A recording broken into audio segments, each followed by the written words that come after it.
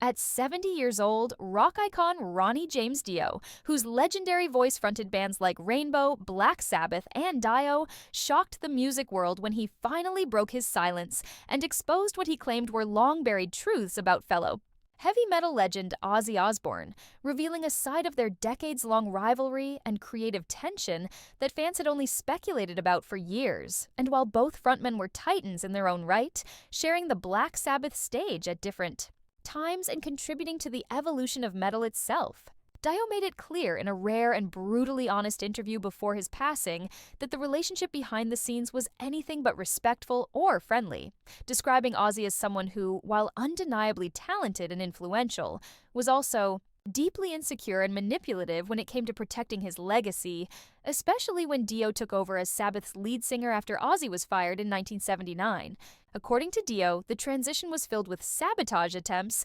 bitter jealousy, and backdoor politics, including instances where Ozzy allegedly used his connections with the press to downplay Dio's contributions to albums like Heaven and Hell and Mob Rules, which many critics and fans considered a powerful rebirth for Sabbath and a testament to Dio's vocal prowess and lyrical depth, yet were often framed in media narratives as secondary or temporary compared to Ozzy's original run. Dio, who had stayed mostly silent about the feud during his career to avoid unnecessary drama, finally admitted that Ozzy's camp often tried to interfere with Dio-era Sabbath reunions and even blocked promotional efforts to ensure Ozzy remained the face of Sabbath in the public's mind, despite the band achieving massive success with Dio at the helm. What stunned fans most was Dio's claim that during the 2007 Heaven and Hell tour, essentially a rebranded Black Sabbath lineup without Ozzy, there were behind-the-scenes efforts by Osbourne's management to discredit the tour and minimize its coverage, with some venues allegedly pressured not to use the Sabbath name,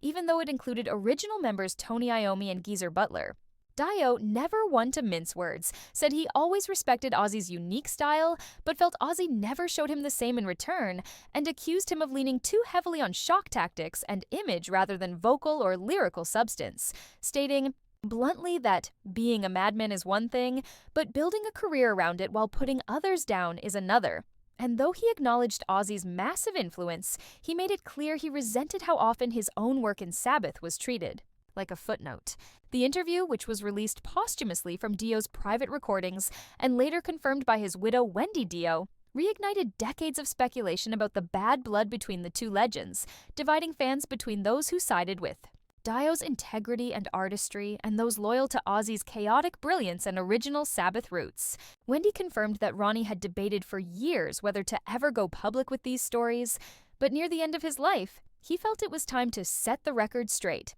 Not out of bitterness, but to give credit where credit was due. Not just to himself, but to the musicians and fans who stood by the Dio-era Sabbath sound. Though Dio passed away in 2010 from stomach cancer, the revelations have since sparked renewed respect for his legacy, as music historians revisit the way the metal world framed the Ozzy-Dio saga and reconsider how much of that rivalry was shaped by industry politics rather than musical merit. In exposing these long-held truths, Dio didn't just call out a fellow rock legend, he reminded the world that even in heavy metal, where image and myth often overshadow reality, the truth still matters, and the voices behind the music deserve to be heard without distortion.